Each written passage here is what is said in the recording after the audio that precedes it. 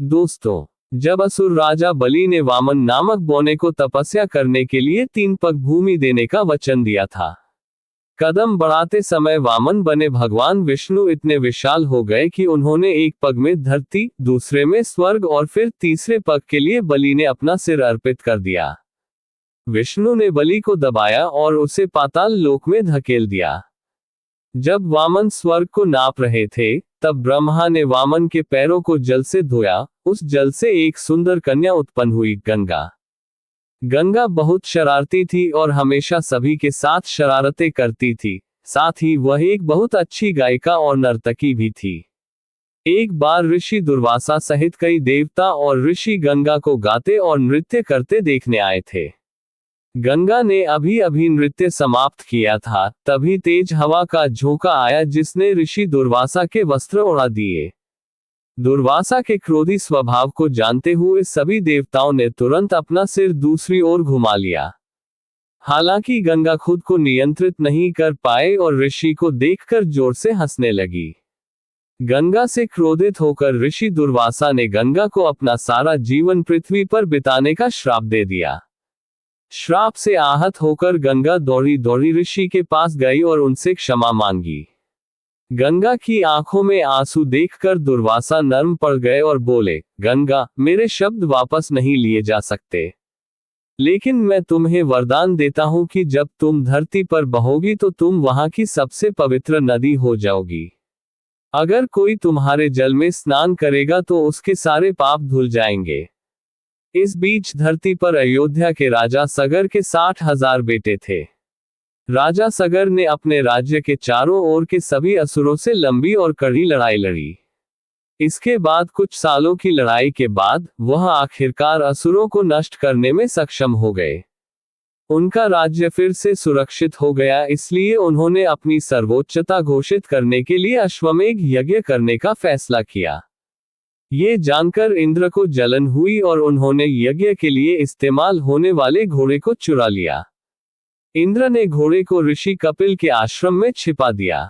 अब ऋषि कपिल भी गुस्सैल स्वभाव के थे। राजा सगर ने तब अपने 60,000 पुत्रों को घोड़े को खोजने के लिए भेजा।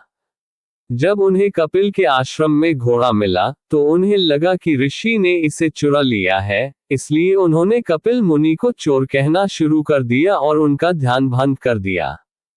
क्रोधित होकर ऋषि ने अपनी आंखें खोल दी। इससे कपिल मुनि इतने क्रोधित हुए कि उन्होंने अपनी शक्तियों का इस्तेमाल किया और राजा सगर के सभी 60,000 पुत्रों को जला दिया। ऐसा माना जाता है कि अगर किसी व्यक्ति का अंतिम संस्कार ठीक से नहीं किया जाता है तो वह स्वर्ग नहीं पहुंच पाता।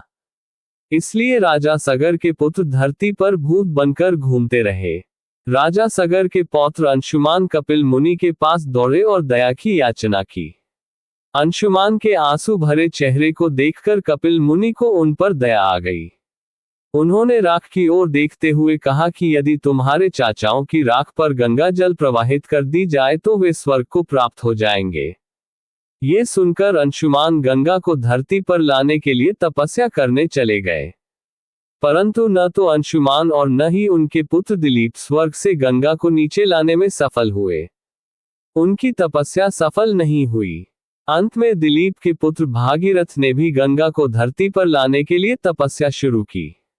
अंत में भागीरथ से प्रसन्न होकर ब्रह्मा प्रकट हुए और उन्हें वरदान दिया कि वे गंगा को धरती पर भेज देंगे। परंतु ब्रह्मा ने उन्हें बताया कि गंगा इतनी शक्तिशाली है कि यदि वे धरती पर मुक्त रूप से गिरेंगी तो धरती 2 टुकड़ों में टूट जाएगी। इसलिए उन्हें शिव की तपस्या करने का सुझाव दिया ताकि शिव गंगा के प्रवाह को नियंत्रित कर सकें। लंबी तपस्या के बाद शिव ने भागीरथ से वादा किया कि वे गंगा के प्रवाह को नियंत्रित करेंगे। तब शिव ने उन्हें अपनी जटाओं में जकड़ लिया और अपनी जटाओं से धीरे धीरे मुक्त किया। शिव ने गंगा को भागीरथ के पीछे चलने को कहा ताकि वह उनकी और उनकी नियति को पूरा कर सके। गंगा ने उनकी बात मान ली और कुछ समय तक भागीरथ के पीछे चली। इस दौरान वे ऋषि जनु के आश्रम पहुंचे। वहां गंगा चंचल हो गई और उसने कुछ शरारत करने का फैसला किया। उसने पूरे आश्रम में पानी भर दिया और लोगों को परेशान करना शुरू कर दिया। ऋषि जनु ने अपनी तपस्या समाप्त करने के बाद अपनी आंखें खोली और देखा कि उनका आश्रम पानी से भर गया है। उन्हें समझ में आ गया कि यह गंगा का काम है। गंगा को सबक सिखाने के लिए ऋषि जनु ने गंगा का सारा पानी निगल लिया। अब गंगा ऋषि जनु के पेट में फंस गई थी।